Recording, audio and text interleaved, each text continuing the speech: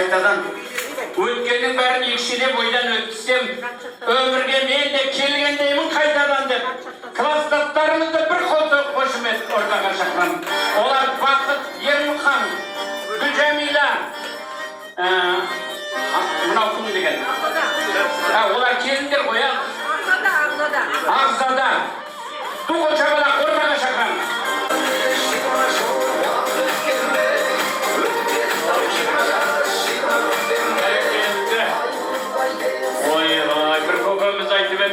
Шәрті тарпсам өртелейін деп отыр екенсіңдер ғой деп. Солай қандай бұлар да әрең шыдап отыр екен да. Ал енді микрофон сіздерде.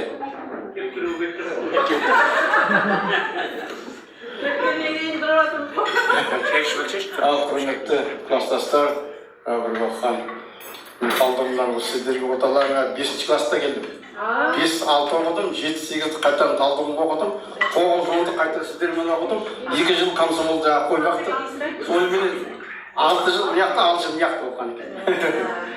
Ал сіздермен ортаға келіп жатқан Нұртай бар, Астанадан келіп жатқан Ислам, Жәлқандар бар. Қош келдіңдер, бірге отбасыларға денсаулық, береке, бірлік берсін. Қалған класстастар бәрімізге амандық берсін орталарыңызға. Жаңа айтып отырмын, 2 жыл бізде комсомольский бригада Көпберген, Толағай, Лиза, Айбала, Аман бірге болды.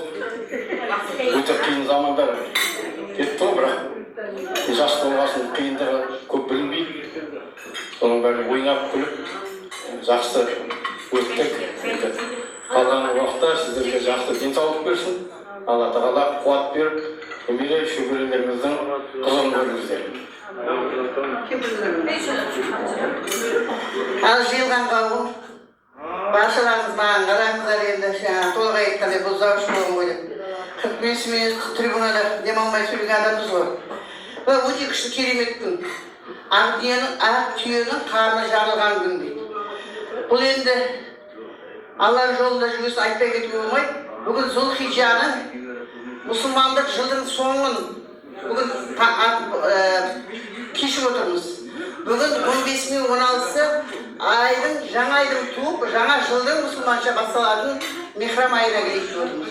Бұл уақыт мінеміз, ақшам намазының уақытында Алла тағала маған сөз беріп тұр ғой. Барлық пендесінің тілегін бас қосқандағы жақсылығын үстем ететін уақытта отырмыз. Мен өткенде балама айтып жатырмын ғой, неге пайымделіп дейді ғой, сөйтіп қарап ашып қарасақ осындай күнге сәйкес келген екен. Таңдаған қыздар, осыны ұйымдастыруға ауызбіршілік танытқан қыздардың ойын Алла тағала қабыл етіп бүгінгі сәтін келтіріп отыр.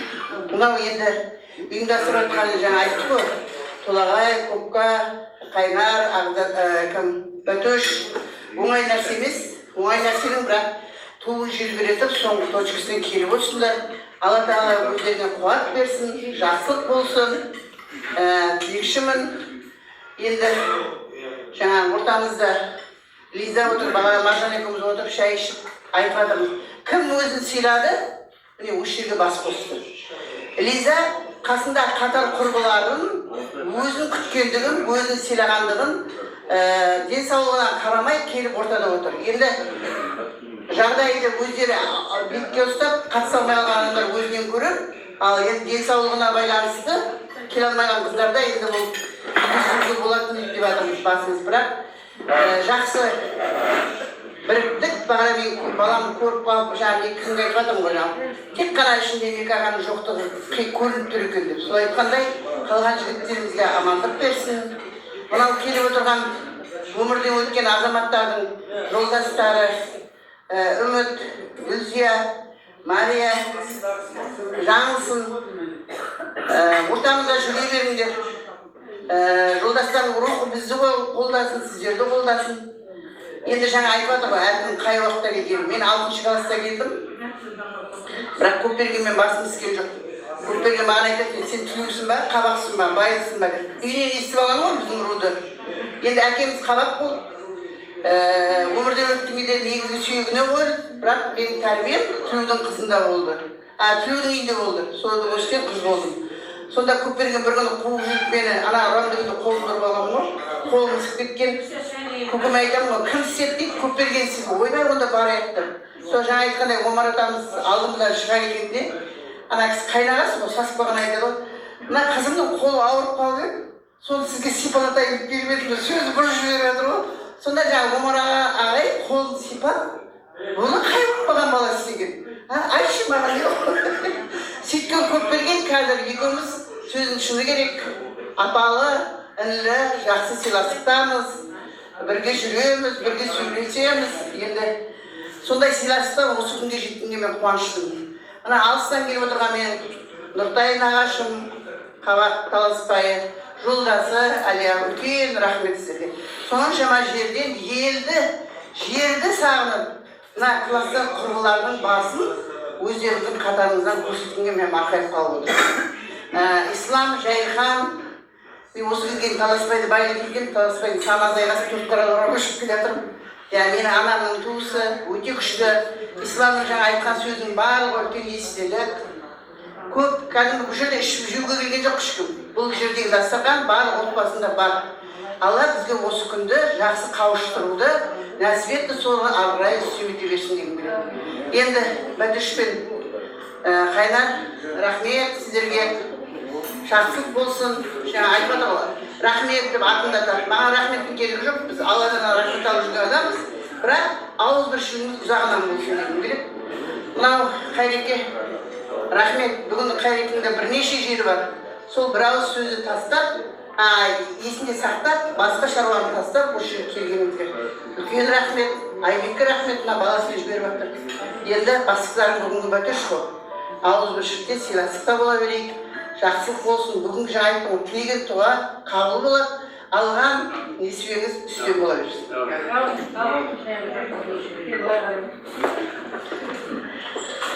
Мына мұғалімдерден кейін сөйлеуі де қиын. Ең біздің профессия сәулеткеріміздікі. Бірақ сәуле тілге жаңа бай екен. Көпберген айтады, әрбір таңғы тілек айтқанда сәулеге довольмын, сәулетай дейді. Сенің айтқаның дейді, білмеймін, сенің жазғаның дейді. Сондай адамды күнбе-күн жігерлендіреді. Енді Бақыт сөйледі, әдемі жақсы сөздерді, әдемі отырыс болып жатыр. Осы январдан бастап осы комиссияның орынша бастады. Былтыр айтты осы. Сосын айтты, январдан бастаймыз деп. Содан Бәтешті өзі бастық кассир қылып, кім сайлаймыз дегенде мен ойладым, сәуле болады ғой деп. Сосын тағы ойлап, осы Бақытгүл анау-мына жинауға мастер есебін қисабын деп нөл-нөл қылып шығаратын адам Бәтеш болсын деп. Бәтеш бастады, Қайнар қоштады, екі заңы бар, әдемі жиналды. Біздің үйде хозяин сұрақ қояды, қанша жинадыңдар, қанша жинадыңдар? Ай сайын кәкіш деп түсіп тұрды ғой, қыздар қолына неше түсіп, бұрсын бозатын тек салып, кеше бірінші үйінде тек бәрі толығымен жинап берді. Әрине ауызбіршіліктің арқасында жақсы кішкентайымызда бірге ойысты. Сырттан келген қонақтарымыз рахмет, сыйлап. Енді бұрын жаңа кеше Маржан біздері улап-шулап, өзі Ақтөбенің адамы болғасы улап-шулап, сетәкей дефи батыс болғым. Шолап отырсақ ол тыңдап, бүйтіп, бізге қарап отыр. Кішкентайынан енді оңтүстікке келді, сояқтың тәрбиесін көрді. Солардың несімен, олар құсап біз ызылдап тұрмаймыз ғой. Рас тек орнына қойып береміз. Сыйлап, қой болмас, менде класстастарымның ортасында болайын деп келіп, Маржанымызда келіп, ішімізде ортақтасып жатыр. Рахмет, Ислам, мен Жайханды көріп жүрміз, Исламды 50 жылда бір көрдік. Жақсы сөйледі, әдемі сөйлегендердің бәрі жас мектепте кездегі Ислам емес. Нағылден осы отырысымыз жалғаса берсін, жасымыз айтып отыр, үлкейіп келе жатқанда бізге тек өзімізді күтіп, өзімізді қыдырып, өзіміз жүруге қалды. Немере әке-шешесі бар, өсер, жүрер, а бізді ешкім сүйрелемейді. Солай ғой. Нұртай Әлиясминге әрине рахмет. Адамның осы қаланың ішінде тұрып бір-біріңден келіп жатырмыз. Сендер екеуің жұғын жаздырмай келдіңдер, сыйлап жатсыңдар, рахмет. Балдарыңызды қызығын көріңіздер. Балдар енді бәрі өскенше немере шөбереге өйстіп елге анда-санда келіп, бәріміздің басымызды қосып жүре беріңіздер. Мен шығармаған бір баласы бар, барыңдар ма? Бар ма? Барлық жақсылықты тілеймін. Сосын жаңа бір нелер бар еді, жаңа баяғыда осы не болып қалмасын. Осы, 10 класс оқып жүргенде бір шамалы бөліндік. Біздер дүйсенбе, Қайнар, Маржан біз бөлініп бар. Сосын бір кезде жаңағы бір күні Бақытгүл, Риза, солар білмей бірдеме. Өшіп білем, ортада бір не болды. Содан жаңағы олар жаңағы кітап жазады, олар да жазады жаңағы нелерін. Күнделік. Содан бір күнде деген білмеймін, осы қайсысы екен. Мыналардың күнделігін ұрлап алдық. Біздер. Әлі ұсаққа дейін секрет болып кетті, соны кім алды деп біздер алып, осы дүйсенбе күндегі бәріміз оқып, жаңағы Нұрлыбектің үйінде тұрдық біздер. Нұрлыбектің сарайының алдында қазып, мешокқа салып, сол жерін көмдік. Біздер тұрдық. Лиза отырған сайын, баяғыда сендер демей, осы біздің күнделігімізді тартып алдыңдар сендер. Сендер демей, біреу тартып алды. Тартып алды енді алып еру жүгіретті ғой, соны ойлап қойып, тағы жазулары береді, дүйсенбектің. Таба алмадым, әдейі сақтап жібердім, осы 50 жылдыққа келгенде көзінде көрсетіп, жазғандарың сол кездегі күлкілға балалық кез.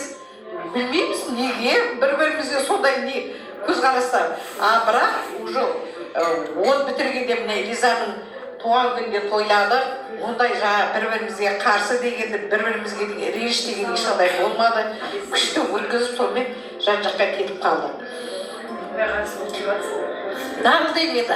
Амандық болсын,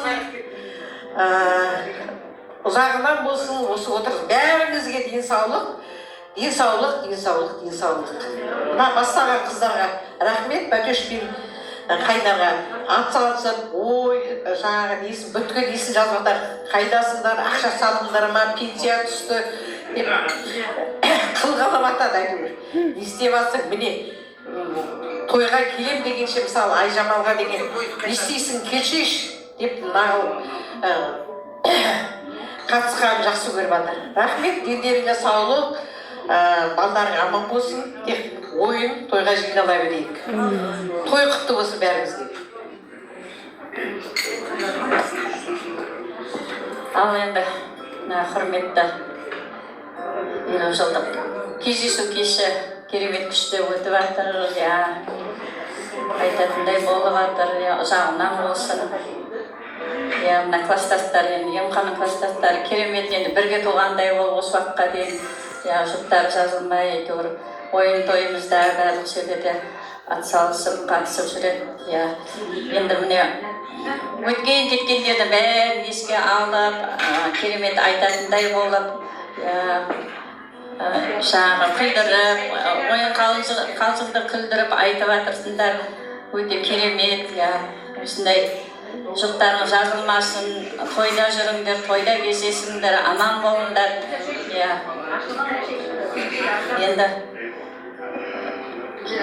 жаңағы 50 жыл деп, енді 50 жылдық кездесуде жеткенде бар, жетпегенде бар. Міне қаншама мына қыздар, келіншектердің азаматтары, оның ішінде енді мына жан-жақ үміт, мен келіншек болып түскенде үміт менің қолтығымда тұрып, сәлем еткенде беташарда бір жағымда тұр. Жан-жақ жаңағы домбырасы бар, жаңағы келіп домбырасын тартып жаңағы көңілді көтеріп сөйтіп керемет азамат деді. Ерте кетіп қалды. Одан кейінгі мынау Ника деген енді қандай азамат деді. Ол да енді арасында кемпірім деп жұмыста бірге емханамен де жұмыстас болып сөйтіп мен Қызылжарда жұмыс істедім. Жолда кетіп бара жатқан кемпір мінбейсің ба? Немерелерін әкеліп тастап жатыр. Кішкентай күтеді тұр, директор келсін қазір шығамын деп оны сөйтіп сондай жақсылықтарын жасап, сондай керемет жан еді. Ол да ойламаған жерден кетіп қалып, жаңылсын, көңілің босамасын, бар балаң қызың көр, Мика көрмей қызықты өзің көр. Мынандай жаңа керемет қылып, қызың да қандай қылып, әнін шырқап, көңілді көтеріп кетіп жатыр. Балдарын көз тимесін. Балдар үшін деп, енді балдардың ортасында аман болып, мынау Мария бар, Гүлзия бар, Гүлзия деген баяғыда емханадар Ачутқа кеткенде аман үйге деген мұздай олар, мен де ары қарай Салқарға барайын деп аман үйіне барамыз. Гүлзия да әйтеуір ол кезде жалғыз кім еді? Тұрар бар, Гүлзияның үйінде бір Салқар совхозына барғанда бір үй қылып, араласып, құраласып, әйтеуір сол үйде ойнап күліп, бір бөлмеде от жақса да соны қандай қылып ішіп жеп, керемет күшті болып өттік. Бәрі де айтатындай естелік болып қалып жатыр. Енді аман болыңдар. Енді бір-екі жылдықта емханада 70-ке толады, осындай 70 жасқа сондай жаңағы балдарымыз. Жоқ, біз енді жасап келатырмыз, емхана 60 жылдығы да айтатындай болды ғой. Енді мына Салқар совхозына мына Сәуле, орысалар келмейді, қай уақытта да Гүлзия да келмей қалып, шақырып жатырмыз, не алып жатырмыз осы. Ендігі емхана 70 жасында келулеріңді өтінемін енді әйтеуір қанда. Ендігі жерде осындай қызықты бөлісіп, ауырмаңдар, сырқамаңдар, шақырған жерден қалмаңдар, жүре беріңдер, денсаулықтарың мықты болсын. Ал Лиза, енді ауырдым, аунап тұрдым дейді, сен де келесі емхана 70 жасына жетіп, әйтеуір сол қызығымызды, қуанышымызды бөлісіп, әлде де сол 70 жас бар, 55 жас бар деп жүре беріңдер, аман болыңдар, ауырмаңдар. Немере шөберені қызығын көріп сөз жасаңдар ал. Туған шапалақ. Бәрекелді. Рахмет, мерейлерің үстем болсын, әдемі болып отыра беріңдер. Енді мына Бәкен, бірақ Бәкен бұлай қапты болғанмен ішкі дүниесі жұмсақ. Мерейлерің үстем болсын, Бәкен әдемі болып жүре бер. Ал енді қазіргі әлімде мен осы бұрынғы бастығым Бақытқа арнаған жүк көріп жатырмын. Ереке, екеуміздің атымыздан Бақытқа арнайын мына орындайын деп жатырған әнім. Отбақтарыңызға аманшылық, тек қана қуаныш, шаттық болсын деп қабылдаңыздар. Жанымды тербеп аңсадым, бас гүлім сенің шаттығым сенің аңсадым. Мәнезір жарым сәулесі сөндірсін кетші, өзімді күйіп, өзімді жығырып ән салам. Көзімді байлап тұрса да қанша ұнарсың, сәулесін шашып өмірде келей тұрармын. Сірегедегі жаралға, жаралған сенің махаббатыңмен сыңардан. Сен жүрген жермен жүргім келеді, сен көрген түзді көргім келеді. Сен сүйген әнді ғашығым менің, өзіммен бірге салғым келеді. Аймалап бақытыңды тамал еткендей, өзімдің айларың алама келдім кешкендей. Сені сүйіп мені солай сүйеуді, махаббатымды үзе алмадым ешкімде. Сен жүрген жермен жүргім келеді, сен көрген түзді көргім келеді. Сен сүйген әнді ғашығым менің, өзіммен бірге салғым келеді. Сен жүрген жермен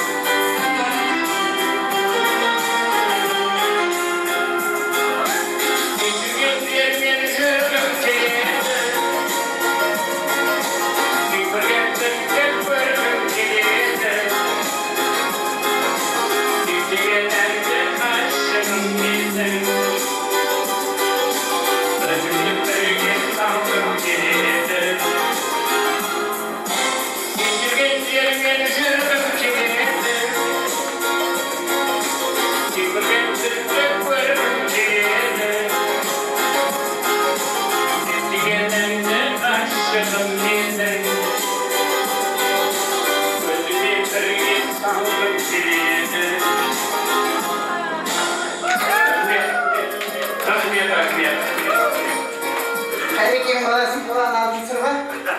Бұл көренді маған кеп қабырғасында айтқанда кәдімгі күн басқа жерге жүрмейді. Мына Қайрекен сетіге көшіп барған жылы транспорт жүрмейді. Таңертең жетте келіп, жұмыста жетте шығарып кешкісін. Бұл кісі ақкәсіп шалармен мені күтіп алып, машинамен үйге апарады. Сол бір Қонғалиек ағамның баласы күнде баласын алып кетуге келетін ғой. Сол бір күні үйіне барып киіпті әйеліне. Сендер не қарап жүрсіңдер? Мен апам күйеуге шығып кетейін жүрмеді. Содан бір күні ол видеоға неде ғой тойда. Содан бір машина барсам, 3 машина қатар пепелдетеді ғой. Екеуі ата-анам, біреуі ата-анам. Бақыткерлеріне қайда барасыз? Сонда да ерекс Қайрекен машинада айтып барсам, інім деген машинаны алып келіп алдыма тұрып сөйтіп мініп кеткен. Бұл кісінің үйіндегі Әли апай өте күшті керемет апай. Директордан сұрап, апай қалсыншы деген жоқ. Ертең бұйрық шықты, ертең пенсияға шықты деп. Сол осы кісінің апайын шығарып жібергеннен кейін мен 3-ші рет алып, бүкіл нені жұмыс тапсырып, қасындағылар мен кетемін деп. Сөйтіп отырсам, есіңізде ма? Директор ар жағына бүкіл завуч болып стол жасап қойды. Сені кім жүргейді? Жоғары жақтан сен ешкім шыққайды жібермей жатыр. Мен айтам, Қайрекен үйінде Әли апай деп болдым. Оның балалары бар, қарай сенде кім бар дейді. Маған сөйтіп мен 4 жыл советтің директоры болып алып қалдым. Сөйткен Қайрекен бұл өте күшті сыйластықтамыз. Екі баласы бір қыз бар да. Балаларым бар, балаларым бәрі жүрген жерде егіп сәлем береді. Азамат басын үстем бола берсін. Өте күшті тарих. Рахмет, Бәкен. Бәкен жақсы көремін. Ал енді құрмет қалайық, жігіттер шақырып жіберейік. Енді бір особый тос бар. Сөз бар ғой, ойнасақ та ойнаға келіп қалыппыз. Енді сіздер түсінеміз, сіздер баяғыдай жас емессіздер. Үйде немерелерін күтіп отыр, келіндеріңіз күтіп отыр үйде. Әжем кеш болды ғой, үйге қашан келеді деп немерелерін отырған шығар. Сондықтан мен көп уақыт алмай ортаға Үміт апаны, Гүлзия, Мәрия апаларды қошемет ортаға шақырайық.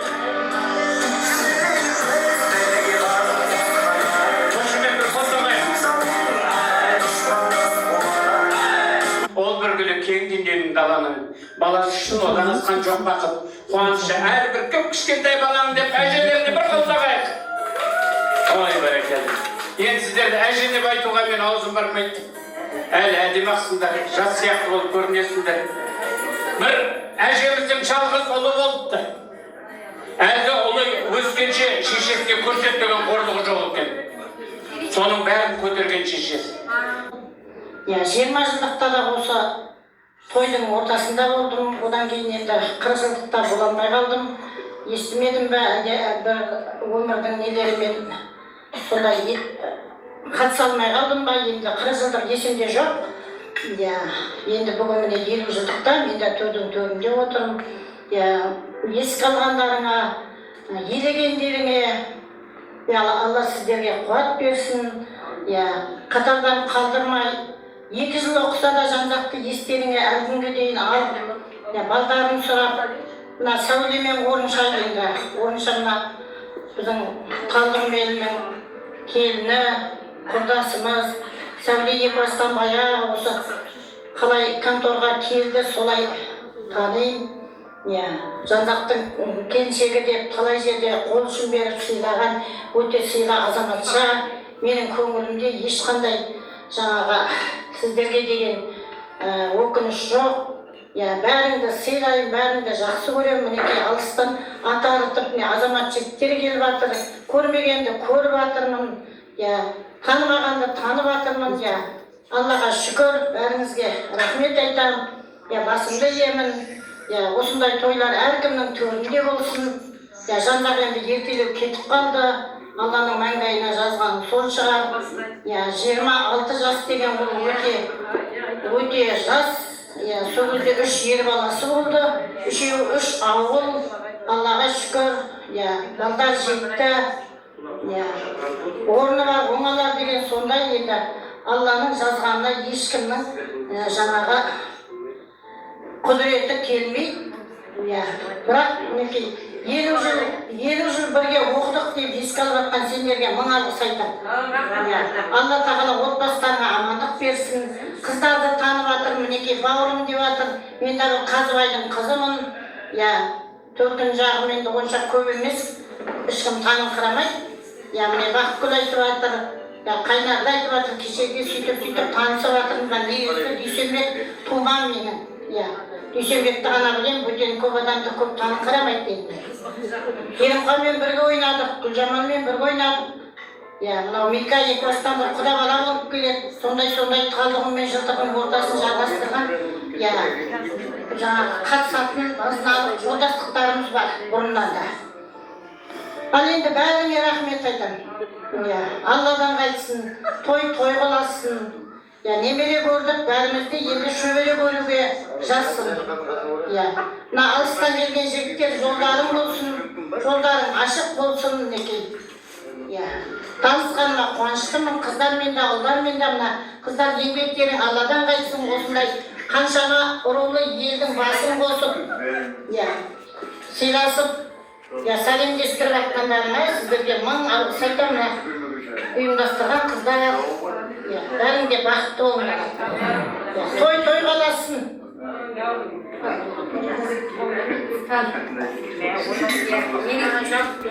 Жасым кіші болса да Мәриядан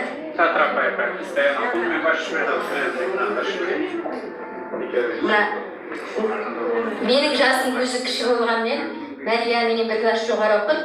Бірақ менің жолым үлкен. Сосын Мәрия мені шешім деп айтады, сыйластығымызда шек жоқ. Енді мына 40 жылда қазан жаңа, 50 жылда ел жаңа деп міне 50 жылдықта әдемі бас қосу болып жатыр. Былай қарағанда бұл 50 жаста бір адамның өмір жасы, мысалы өзінің әкем 41 жасында кетіп қалды мысалы. Былай қарағанда, енді 50-ге жетпеген адамдарда қанша мысалы 50 жасқа кетпей. Бұл да бір адамның өмірі. Менің жолдасымды екі бастан енді өздерің білесіңдер, біреуден ілгері, біреуден кейін жаман өмір сүрген жоқпыз деп айтамын. Енді Құдай Алла тағала сондай ауруды жіберді де, алды да кетті. Өзі де онша көп больницаға жатпады, айтқанды тыңдамады. Мықты арықтап кетті 2009 жылдың басынан. Содан мен айттым, сен мықты арықтап кеттің, бір жұмысқа тұрғызып едік. Бірақ ол жұмысы деген жеп-жеңіл жұмыс, охран. Сенің жұмысың ауыр болып жүрма деп едің ғой, менің жұмысым ешқандай ауыр емес, жеп-жеңіл тек жатыс қой дедім, оны білем жатыс екенімді. Күзетші ғой де. Жоқ, жаман деп жатқан жоқпын енді. Айтып жатырмын ғой енді айтайын да енді. Ішімдегі не ғой. Содан мықты жүдеп кеттім ғой деп едім, апаларымызға да айттым, қайындарыма да айттым. Оны мен ешкім тыңдамады. Айналып келгенде сол бар болғаны. Бірден көкпесі кетіп қалғанда отырға бармаған, айтқанды тыңдамады, артынан өзі өкініп білсе, сол кезде мен неге бірден больницаға өзі сүйреп апармадың деді. Ол менің айтқанды тыңдамайды, ол менен көрсе үш апасын айтқанын тыңдайды, апасын тыңдамады, бәрі. Сонымен Құлсарыға мына немере қайын сіңіліміз бар еді, сол баласын тойға барып Құлсарыға мен барған жоқпын жұмыстан деп. Сонда келатқанда пойызда мықтап ауырады. Қандағашта жолдан түсіріп алып больницаға барса жаңағыдай бір емес екі кетіп қалған. Оны маған өзім жаңағы доғдыр апам айтты артынан. Енді емделетін ауру еді, больницада жатып қарып қылған жоқ. системаны алады да үйге келеді. Енді өзінің сол ажалына көрген шығар, енді жас кетті деп те айта алмаймын. Я енді мына үмітке қарағанда шүкірмін ғой енді. Өзім де шүкірмен енді, просто сендерге айттағанда кімге айтамын деп жатқаным ғой ішімдегі. Қарап отырсам енді 52-дегі қазіргі жастар да 52 деген жас жігіттер екен. Енді шүкір, енді сол 2 ер баласы қалып еді, 1 ер баласы үйленді, қолымда, 1 түйір немерем бар. Одан кейінгі балам әлі үйленбей жүр енді, жасы 30-дан асты, осында Ақтөбеде өзім шо баяғы шалқарда қара шаңырақта отырмын. Ал енді мына берген ас түске жетпейді, ықылас естен кетпейді деп мына ықыластарыңа, ниеттеріңе рахмет, бәріне де ризамыз. Әйтеуір кездескенде ойнап күліп амандассақ, бізге ештеңе де керек емес, бәрімізді. Жаңағы не деп айтады? Біраз жасқа келдік, жаңағы бәрімізді мына 5-ші мүше жастың дәмін татып жатыр екенбіз. Пайғамбар жасынан бәрімізді кеттік. Енді тек қалған уақытта ортамыз азаймай, сіз біздесіп, амандықта жүздесейік, ортамыз азаймасын. Рахмет бәріңізге де. Оның ішінде жаңағы Орыншан мен Сәулетайға рахмет. Әйтеуір мені қастарынан тастамай, ауыздарынан тастамай, ертіп алып жүрген.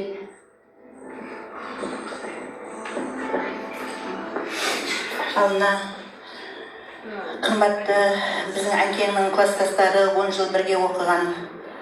Қош көрдім, мына той құтты болсын, 50 жылдық тойларыңыз.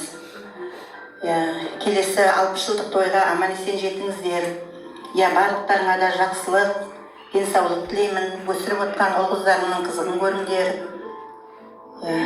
Шаршағанымыз осындай той болсын, жақсылықта бас қосыңдар. Ауырып жүргендердің Алла Тағала дертінің шипасын берсін. Мына алыстан келіп, Нұртай ағам келіп жатыр жеңгемменен. Жайылқан, исламдар келіп жатыр, барлықтарында қош келіпсіңдер. Ауылға тек қана жақсылық тойға келіңдер. Әкең енді шүкір жақсымыз. 5 баласы бар, 3 ұл 2 қыз. 5-еуі 5 ауыл. Тек әкеңнің көрмеген қызығын балдары, немерелері көрсін деп тілеймін. Солардың ортасында отырған жайым бар менің де. Барлықтарыңа да жақсылық тілеймін. Енді 60 жылдық тойда кездесейік. Амандық, денсаулық тілеймін. Тойымыз тойғыласын. Барлықтарыңа да аман болыңдар. Бәрекелді. Рахмет. Жақсы сөз жаным ырыс дейді. Мерейлеріңіз үстем болсын. Әдем ақ болып жүре беріңіздер. Алланың берген жасын жасап.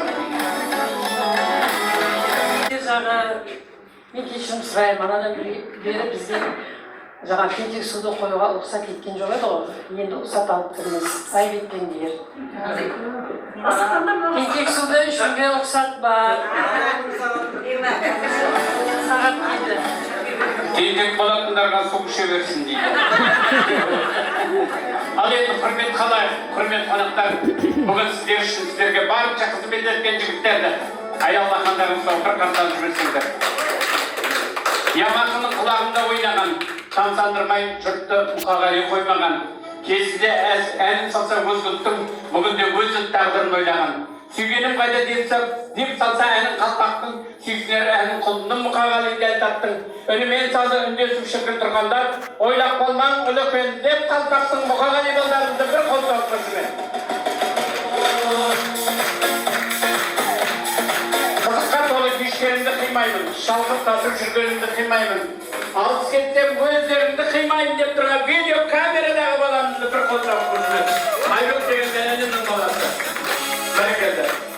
Ал енді құрмет қалайық, құрмет қонақтар, өзіме келетін болсам, арқатам киіз соған ата бабам, атыңды ел құрметтеп атылмақын.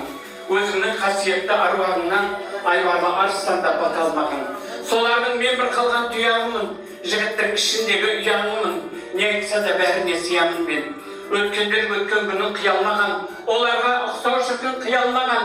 Жандары не бір жайсаң жомарт жандар, тойында ат мінгізіп сиярнаған. Сол қайрекен міне бүгін 60 жаста Озам деп өзгелерден көңіл таспа, жігітке жолдас болмас байлық дәулет, бергейсек тек денсаулық тек бір басқа. Әкеден жақсылық туса мақтанышым, бәйгіне бермес батқа шапқан үшін, тегімде өнерлі адам болмаған мен, Қайрекеңде жолда анасы мен әкесін тапқан үшін деп бір қойсағай. Әрине сіздердің назарыңызда Ақтөбе қаласының жар жұлдыздары үшін бір қойсақ қойсымен. Рахмет. Баяғыда бір көкеміз айтқан екен, қалтаңда берген болмаса қолдау қошымен оның өзі жүздірге деген екен. Бұрын теңгенің шығып алып отырғанда. Сол айтқандай сіздердің әрбір соққан қолдарыңыз бүгінгі мына сіздердің ұйымдастырушыларыңыз үшін 1000 теңге. 1000 теңге де ақша болмай қалып отыр. Ал енді құрметті қалай, құрметті қонақтар, Европа еңселі болып көрінгенмен шөбере сүйіп отырған шалдары жоқ. Жапондар дамыл таппай дамығанмен айдың көл көгерай шалғын таулары жоқ. Арабтар ақшаға бай болғанмен төрт мезгіл жауып жатқан қарлары жоқ. Қытайлар тарақандай қаптаса да аяққа оратылып отырған балдары жоқ. Сондықтан нар қазағым аман болсын, баланы тума деген заңдары жоқ. Өйстіп әрбір қазақ той жасатын, қазақ болып туғандардың арманы жоқ.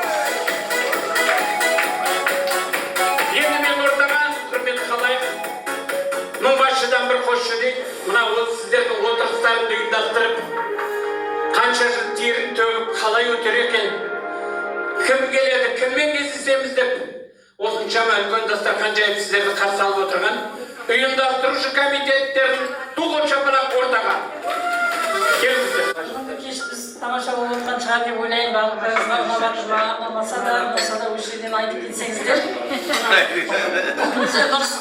Ертең айттыңыз. Келгеніңізге өте қуаныштымыз. Бастысы маған бәріңіз бір кісідей сенім білдірдіңіздер. Бір кісідей ақша салдыңыздар. Арасында мен сөйлетіп келген кездерім де болды енді. Бәрі жақсы болды. Рахмет. Ауызбіршілігіміз баяғы өзіміздің туған жердің топырағынан ойымызге дарыған адамгершілік қасиетіміз әлі күнге дейін бойымызда сақталып келе жатыр екен. Өте ризамын. Бір-бірімізге деген ықыласымыз, туыстық, кластастықтан гөрі туыстыққа айналып кеткен сияқты.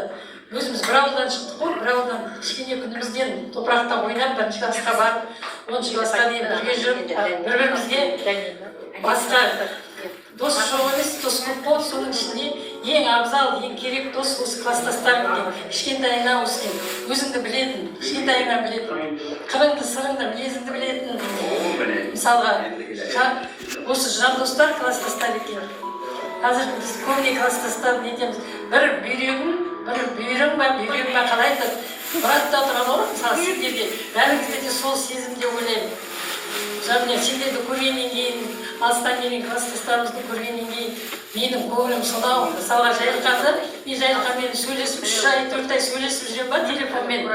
Жайылқанның дауысы, баяғы мектептегі баламның дауысы, иә? Сонда мен Жайылқанның бала мектептегі кез бар ғой, бұл бала кезі, соны көзіме елестетіп, Жайылқанмен сол Жайылқанмен сөйлесіп отырмын деп ойлаймын. Бана Жайылқанды көргенде ойладым, Жайылқан өзгеріп кеткен ғой деп. Сосын айтам, келіп жүріпті ғой деп өзіме нетіп жатырмын. Сол сияқты бәрінде де солай елестетемін мысалы. Сол туған жеріміз, өзіміздің еліміз, жеріміз, жылтырымыз аман болсын, жылтырымыздың қалтамыз аман болсын. Біздерді өсірген, баққан, ата-анамыздың жатқан жерлер жайлы болсын, топырақтар тұрқа болсын, аяла өсірген әке-шешеміз одан қалды мектепке жетектеп апарғаннан кейін бізге бүкіл аялы алақанымен бізді аялап, білімге үйретіп, төзіп, бізге білім берген, бәрімізге өте жақсы білім берген ұстаздарымызға мынаны тағзым етеміз. Біздің ішімізде білімі жетіксіз, ондай адам болған жоқ. Бәрі білімді, бәрі ақылды. Қазір қалып отырсам, мен сол кезде де білдім ғой, мысалға. Артта қалып қойған ешкім жоқ, бәрі де білімді, ақылды. Мысалы, қазіргі смартфон шықты, соның бәрін игеріп алдыңдар. Оның ішінде WhatsApp-ты керемет игеріп алдыңдар. Өте рахмет.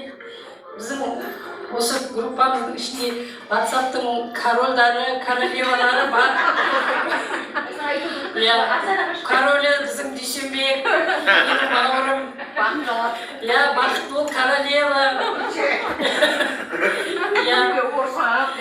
Солар шықпай қалса, WhatsApp-қа не болып қалды, бақыт шықпай қалды, дүйсенбі шықпай қалды деп ойлап жаңа бірімізді сұрап жатамыз. Осы туризмға шықпайды.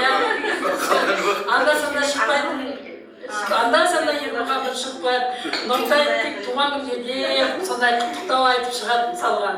Бәрінің амандықтарыңды біліп енді қуанып отырамыз ғой, WhatsApp ойлап тапқан адам ғой, үлкен рахмет. Сонымен бәрі ойын қалжы ғой, енді арасында қалжылайды күліп қойған жақсы. Осы 50 жылдықты өткіземіз дегеннен ат салысып, біз ұйымдастырамыз деп келісіп, сол сенімдеріңізді алғаннан кейін бірінші болып маған Бақыт Жібекова хабарласты. Бақтыгүл, сен қамада қарадың ба, істеп жатсың деп сөйледі. Жоқ, мен енді ойланып, осы кеше ойын біліп жатырмын мен. Қаламыз ғой деп. Күтпеймен толағай, тамады керек емес деді ғой. Басында сосын мен тамады керек емес, не керек деп дүйсенбек айтты, керек емес тамады деп. Сонымен ойлап сосын Бақыт айтты, мен саған осы номер жіберемін, сен сол тамадымен сөйлесе бер деп жаңа сөйледі. Толағай басқаға деп ойлаймын. Сосын мен сосын Қайрекең номерін алып, солай деп жаңа айттым.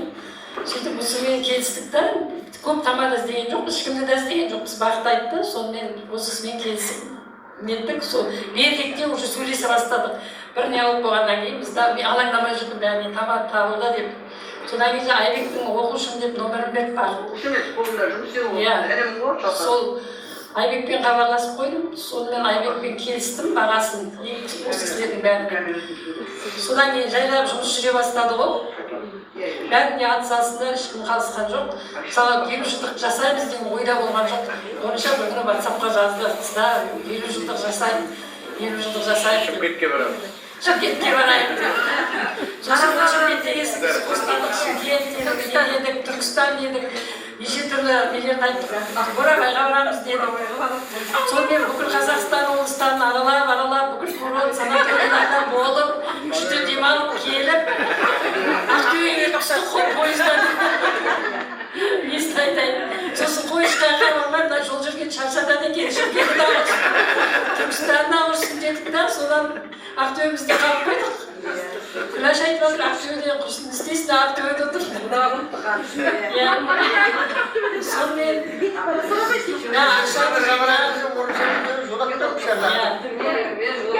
сөйтіп, енді осы күнге жетіп отырмыз ғой, қыздар, жігіттер. Бәріңе сенімдеріңе рахмет. Біреудің ақшасын алып, енді өз ақшаң емес, өз ақшаңды жаңа ұстап жүресің.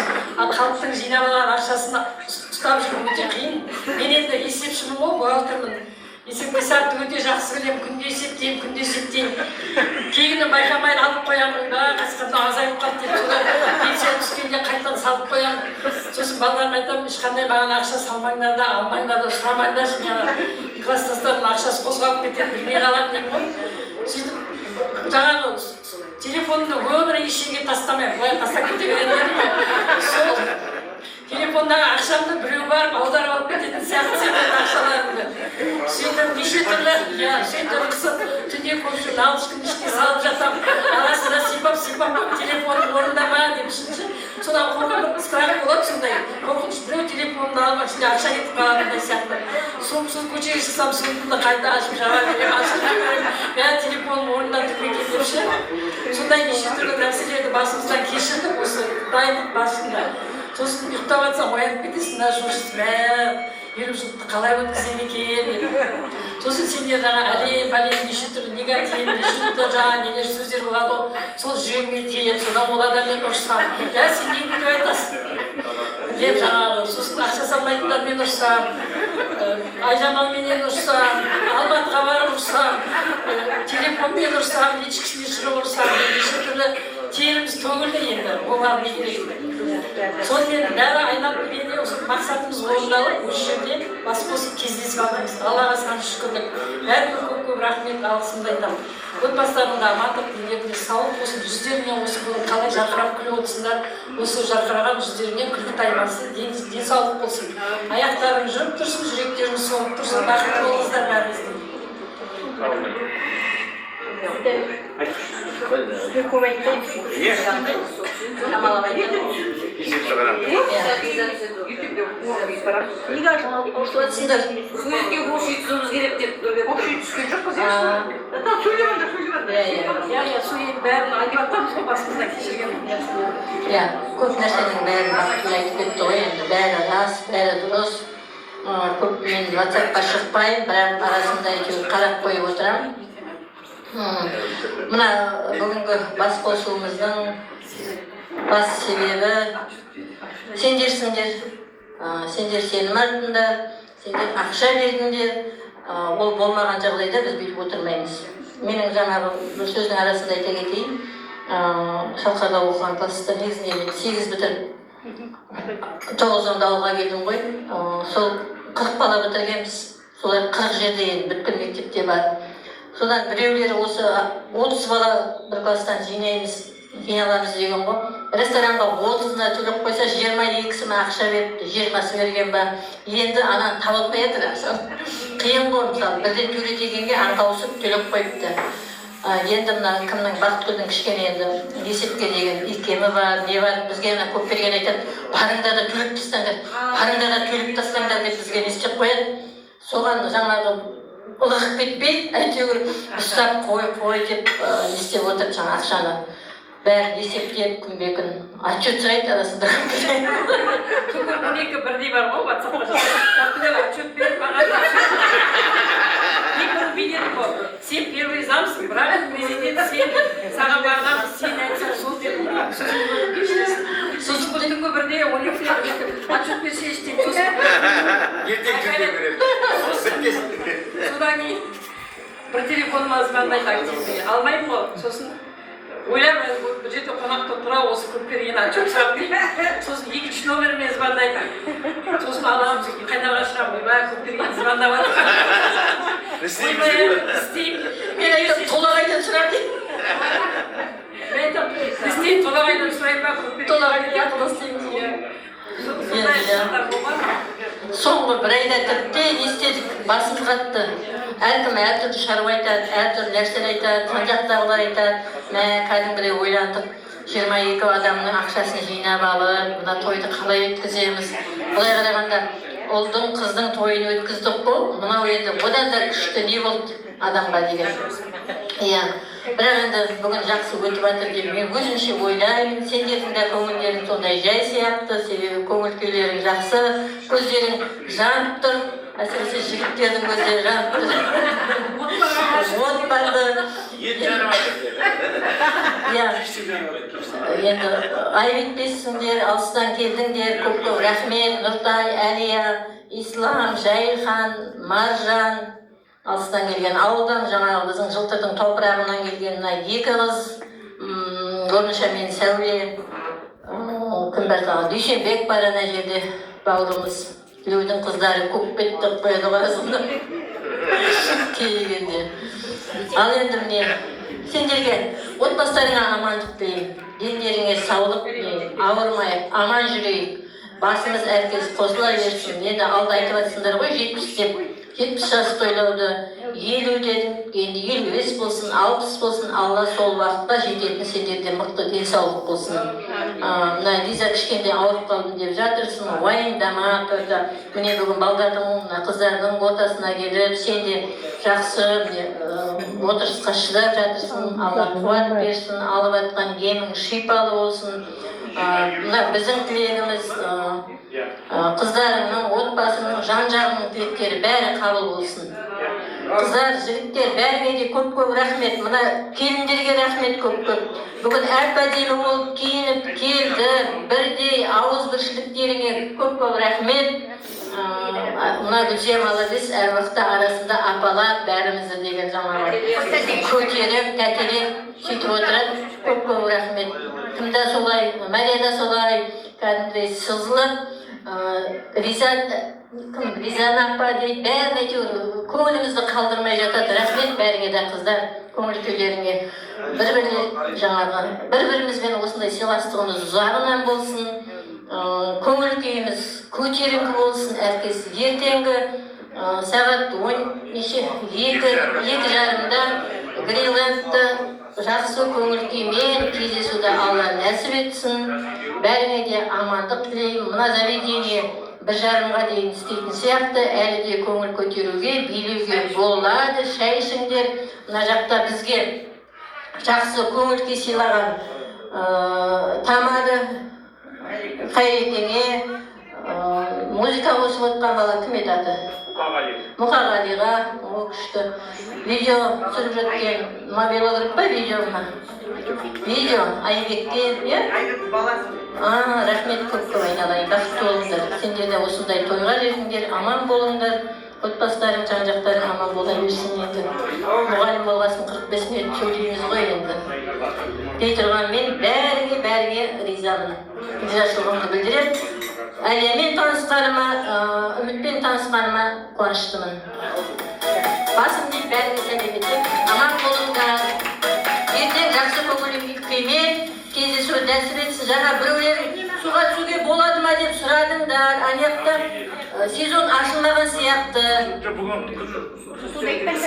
Сылаша деген ол. Жоқ, кешеге неде айтты. Төрт неге ғана ұлсат бердік деп телевизорда айтып жатты. Бірақ оның ішінде Гренландты айтпаған сияқты.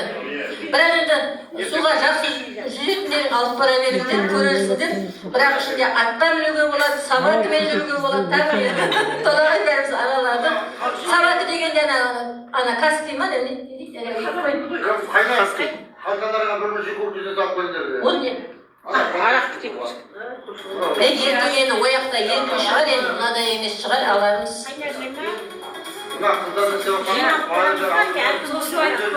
Әркім өз қолымен барады. Әркім өзінің транспорты мен таксимен барады. Сендер қандай жерға ақша берген жоқсыңдар. Тек 2 күнге осылай ұстауға бет, сен трансфер туда барасың деген күнге жоқ. Білесіңдер ғой? Таксимен барасыңдар, автобуспен барасыңдар, қошқа барасыңдар. Ал, рахмет көп.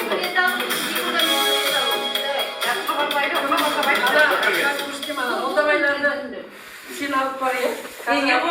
Қыздар, бір жерге жиналып, батөш қайнап, адресін айтыңдар. Кирпичке.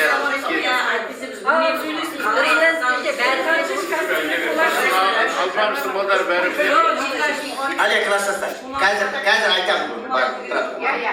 Білай, кім қалай барады, немен барады, жүріп барасыңдар ма, жатып барасыңдар ма, айтылады. Білмейді. Мынау енді Қаланың шығыс. ертең айтам ба деп отырмын, мен бәрі айтып отқан мен де айтайын. Айтқанда айтатын сөз де қалған жоқ, барлығын айтып болыңдар. Дүниеге келгенімізден бастап кітап осы қазір тұрғанымызда. Енді рахметімді алғысымды айтайын. Біріншіден мынау елі бөлек, жері бөлек, суы бөлек қайреке. Рахмет. Мынау бұл емес, талай тойымызды өткізіп бердік. Бүгін бақыт айтқан кезде біз сразу бірге шықтық. Болды. Асаба керек болса ешкінің де керек жоқ, қайреке. Білеміз. Никаның марқұм. Қаншама тойлар өткізіп бердім. Мен жолдастарым қаншама тойлар өткізіп бердім. Үй демедің, тар жер демедің. Барлығын өткізіп бердім. Мен риза болып жүретіндер. Ақыраяғында өз басымызға келдім. Тап осында келдім.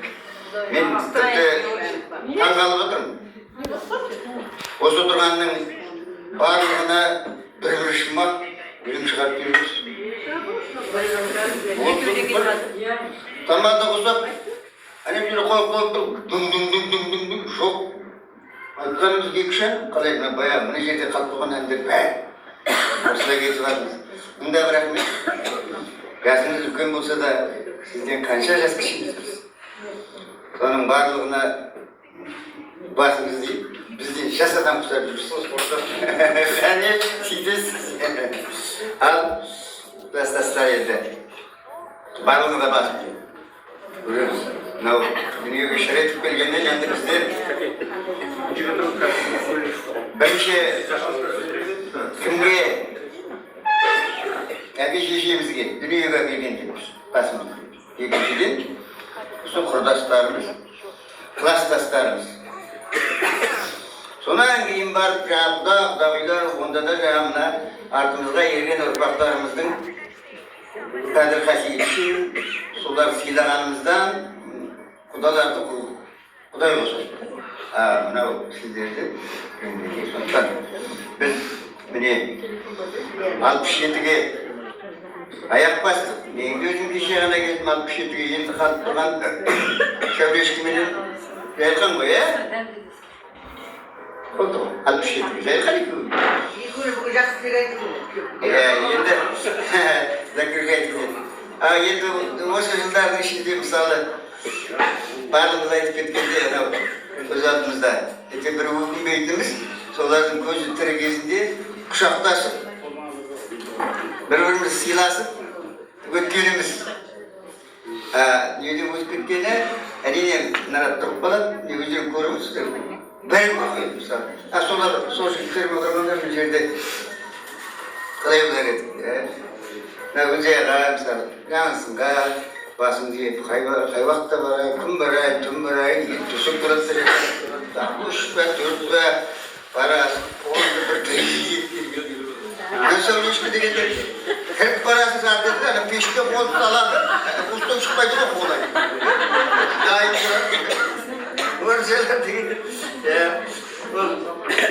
осы бүкіл үйде болып шыққан әлия мен үмітке шынымен басымды иіп мына класстастарымызды құрметтеп келіп көздеріңізден көріп мықты құрмет көрсетіп ренжімеңіздер анда бір елге келгенде сәлемін нұртайға да қайырлы болып сондай бір шақтын көрдік бір көңіл шай беріп содан кейін көріп тұрғанбыз екі рет мен барамын деп бет алып қойдым тас тұздым сендердің тойларың пандемия бұл біздің не жазымыз қалай істеттіңдер болды ғой енді мартидан зат істеп отқан барлығын білеміз енді осы бір басымызға қайғы жететін шығар деп ойлаймын мен біраз азаматтардан айырдық енді төрт көзіміз осылай түгел жүрсінші бір-бірімізге сыйластығымыз арта берсін деп тілеймін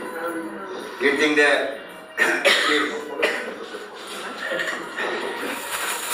күн бар сонда да айтармыз қазір сендердің келгендеріңізге көп рахмет көп рахмет жаңағы класстастарымыз ғой неғылар дейсің дей тұрғанмен де шынымен де мықты сыйлайды екенбіз сіздерді ойбай не деп қалады ойбай не қазір ана орысша шыға келеді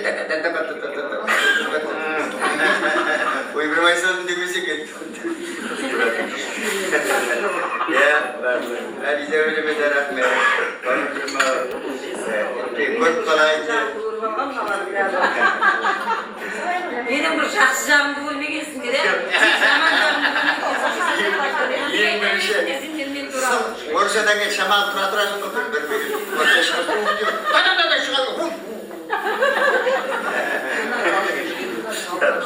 жақсы ертеңде тойымыз бар класстастар ертегіміз бар да мынау басқа сыныптастары олар ол мынау кішкентай жер екен деп оның кішкентайлығы емес жүрегіміздің кеңдігі ғой өзіміз отырайық ешкім шешпесін деп ана үлкен ресторандарды алып ана жеріңде де бір бәкет мына жеріңде бір дөң-дөң оның керек бар енді ресторан жалдап алған рестораннан кішкентай жерде болғанмен көңіліміз кең ешкім кедергі болып жатқан жоқ барлығын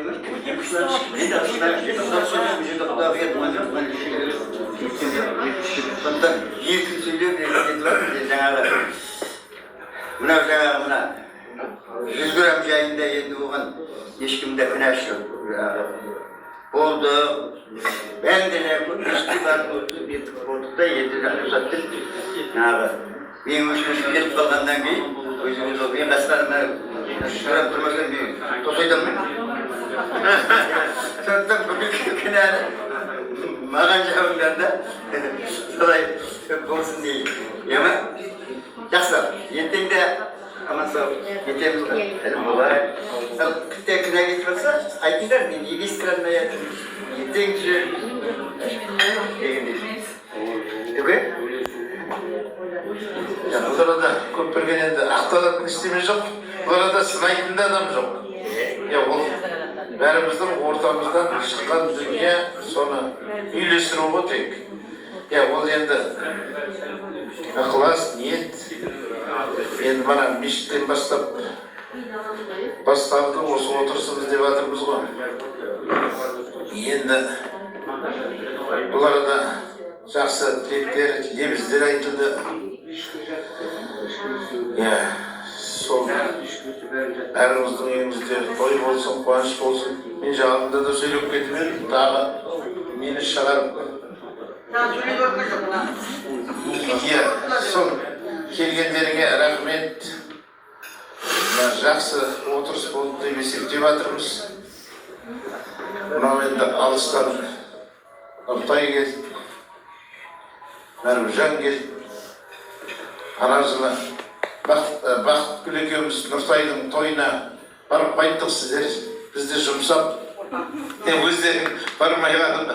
Енді айтып жатыр Нұртай, әлі бір балам келіншек алған жоқ, соған келдіңдер деп. Соған тағы Бақытгүл екеуміз жұмсап жүрмеңдер, өздерің де бару керек. Нұртай бізді қарсы алды. Бақытгүл міне қасымда куә, тойы жақсы өтті. Қызын ұзатты. Біздерге үйін несін жайын дайындап қойды. Жолшыбай, сол тойға бараққанда Мәрімжан күтіп алды Жамбылдан. Күтіп алып бізге азық түліктерін алып шығып, сол керемет қызық есте қалатын не болды жаңағы. Жүріс. Қайтен кейін 1000-2000 шақырым жер ғой бұл жерден. Бұлай ата-бабаларымыз кезінде бір айлап жүрген ғой біздер. Сол бір күнде барып. Сол Мәрімжанға да рахмет айтамыз.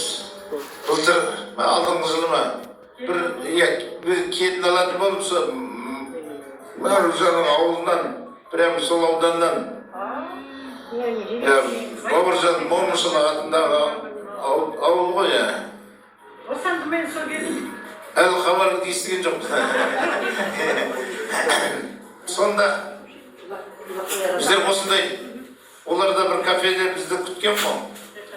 Мәрімжанға айта қоймен, білмей, артында білмеймін, бір сондай жерге баруымыз керек, құда түсіп келе жатырмыз. Бар, келіп тұрды, сәлемдесуге. Құдаларға таныстырып жатырмын Маржанды. Мына мен класстасым 10 жыл бірге оқыған. Сонда қызықтар болған. Сонда қазақта айтады ғой, жауда да болса бір үйің болсын. Сол алыста болса да бір үйің болған керемет екен. Бірақ енді бүгін Алла нәсіп етіп, сол бәрімізді бір дастарханның басында кездесіп, тілегімізді айтып, керемет, жақсы лебіздер жүректен шығып жатыр. Мына Асаба ағамызға біз ініміз бе деп айтсақ ағамыз екен. Сізге де рахмет, мына өзіңіздің командаңызбен келіп қызмет жасап жатсыз. Алла разы болсын, бала-шағаңыздың қызын көріңіздер. Мынау енді ертең 2:30-да кездесеміз деп жатырмыз тағы. Қалған тілектерді сояқта да айтылады. Молдова күйеу болғанда ұмытып кетіппін ғой. Саған рахмет. Мына жерде басқа күйеу балдар жоқ сенен басқа, Иә, соны.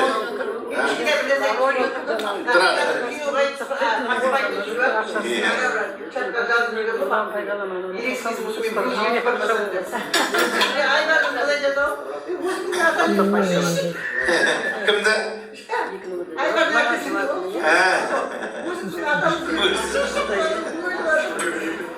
Ал жақсы, аманшылық болсын. Çoksa kulak büyüğüne gidip sakın yatırdı.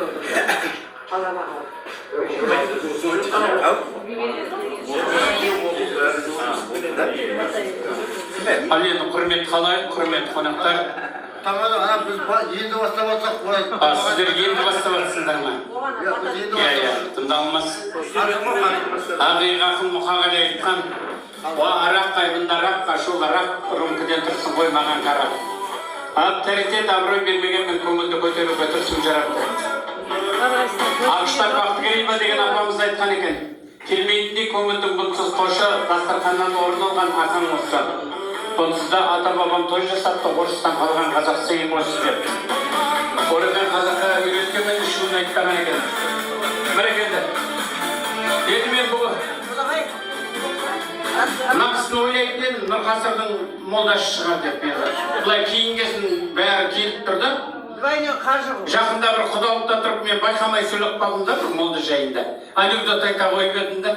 Солай айтқан қазір ойлап тұрмын да. Бір күшті молда болған ғой ауылда. Елдің бәрі жақсы көрген. Сол не керек ауылдан көтеріліп облысқа қалаға барған ғой молда болды.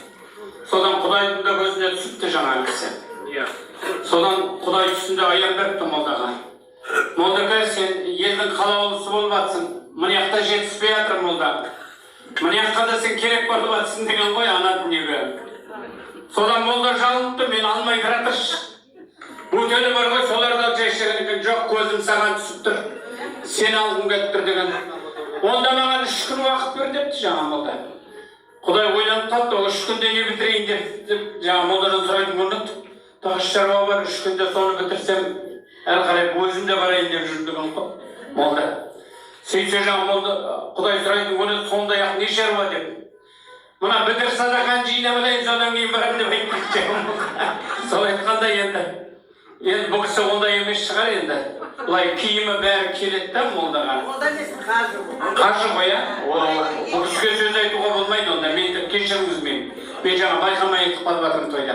Ал енді құрмет қалай, құрмет қонақтар, бүгін шыныменен күшті отырыс болды. Мінеке жастарыңыз 70-ке келіп қалса да, сонау балалық шақты еске түсіріп, бір маңқайып қалып отырған. Әрине өмір қамшы сабындай қысқа, біреуге ерте, біреуге кеш. Кеше маған Шалқардың Айшуақ деген жерімнің 50 жылдығы болып жатыр. Соның жігіті келіп маған, аға тамақ таба алмай тұр едік. Бізге келесің бе? Ретін таба алмай жатыр. Алдында кәпе таба алмадық. Енді тамады жоқ. Сұраған тамадыларымыз 200 мың сұрайды. Сеніп отыр, мен біліп отыр. Содан мен айттым енді, мен Бақыт апайдың қарауындамын деген, бақыттансаң содан сұра деп. Ол енді сөйтсем бақыттанмай деген Айшуақ білуді бұның көден жақтағы. Сол айтқандай мінекей, мерейлеріңіз үстем болсын, біз болып, сіз болып, ел жоқты өткізіп жатырмыз. Өте тамаша болды. Барлығыңызға рахмет.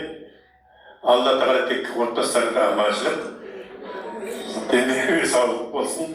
Бірақ алыс жолдан келген азаматшылар әрдайым жолдарым болады. Тек қуаныш тастаған деген секпәміз. Рахмет, өте тамаша. Өте тамаша, мен арзаным. Тек сол арзанымда деп сұрабадым. Ал енді жауымен жерге көреді, батамен елге көреді деп бүгінгі ұлы тойдың батасын Ерімхан кластастардың бірейіне бар. Ал бәріміз қолдарымыз жайық. Музыканы тоқтатып жүр. Ал мейлі ал, қолдарымыз жайық. Yok, canım hep canım oğlan bağım yiyip әзірен жан аман жыдан етеніп біреуден жәлетен қауып көтеріп жақтасып отбасылар аман болсын. Әрқашан жиын тойлар осындай пенде сау амандықта қауышайық. Ал енді құрмет қалайық, 2-3 бей сосын үйде батырмыз.